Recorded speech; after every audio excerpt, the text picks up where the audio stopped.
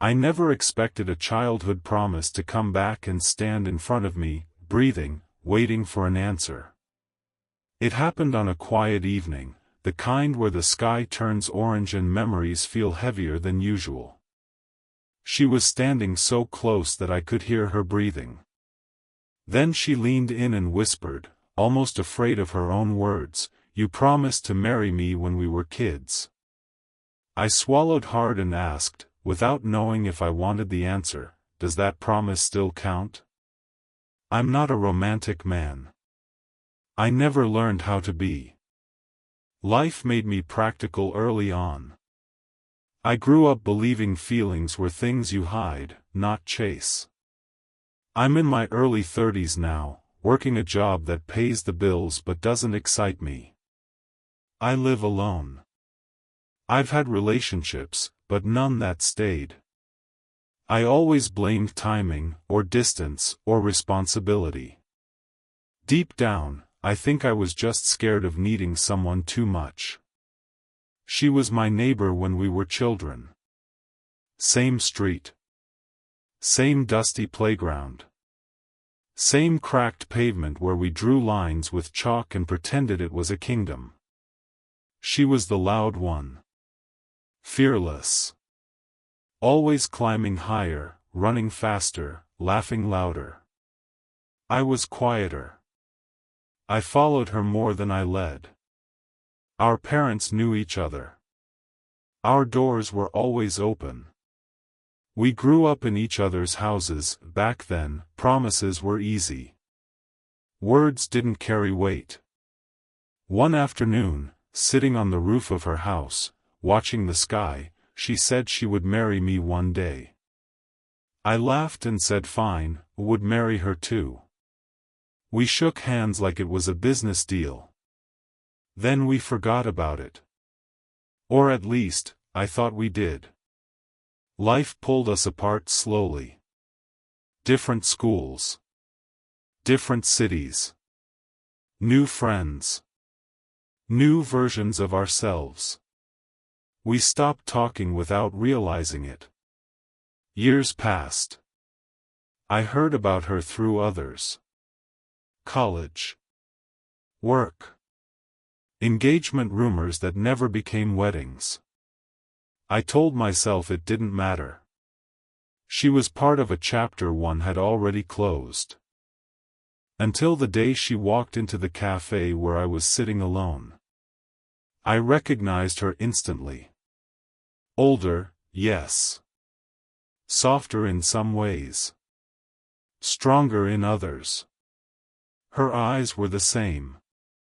That familiar look that always felt like she could see through me.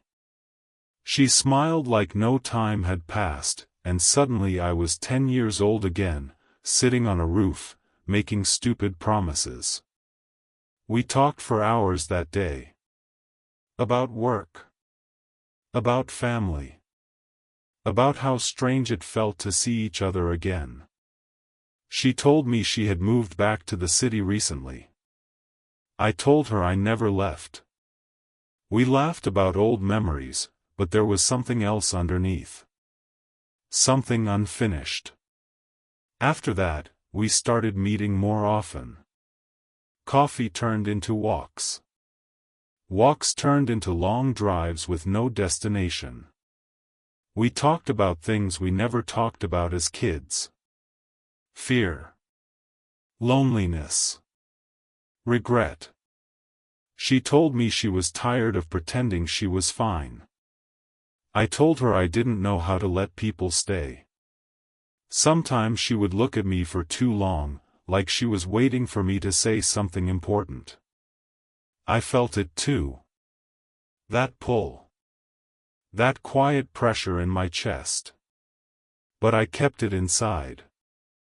I was afraid of ruining whatever this was.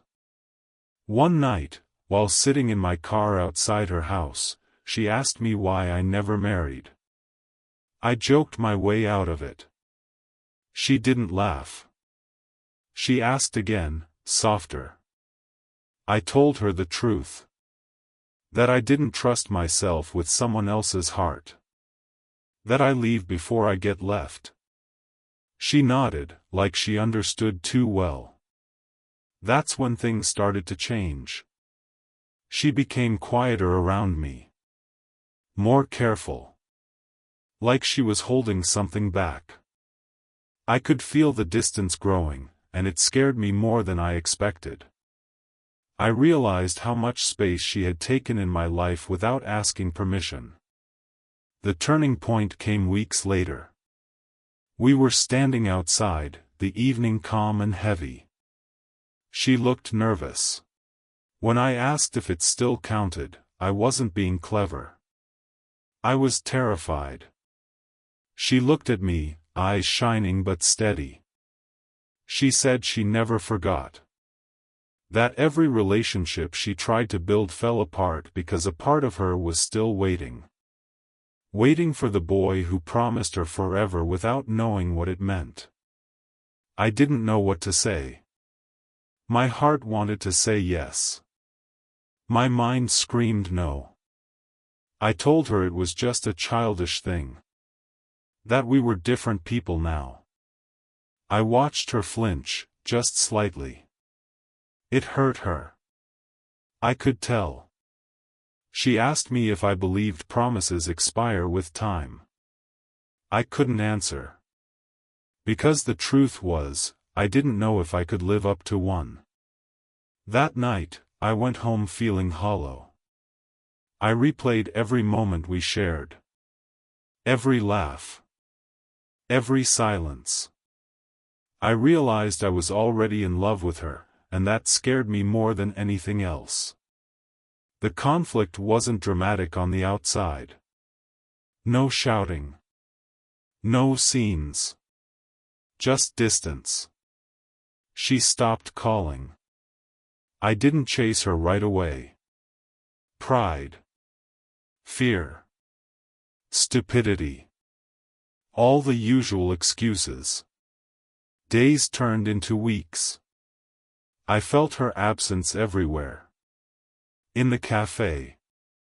In my car. In the quiet of my apartment. I imagined her moving on, and it made me sick.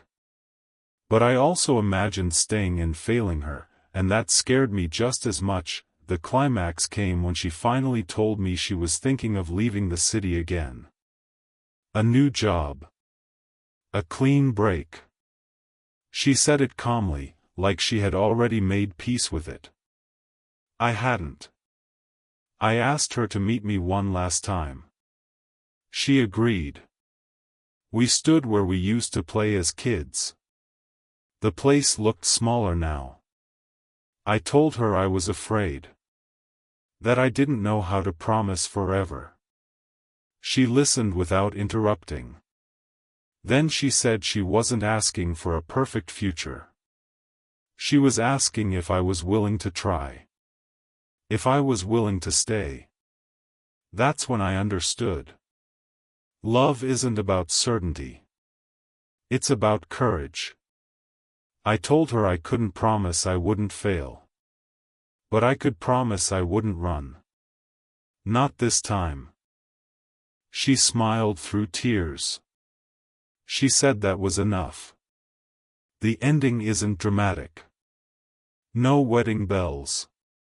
No guarantees.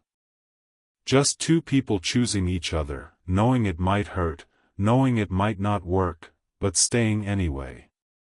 Some promises don't expire. They just wait until you're brave enough to keep them. If you liked this video, don't forget to hit the like button and subscribe to the channel. Thanks.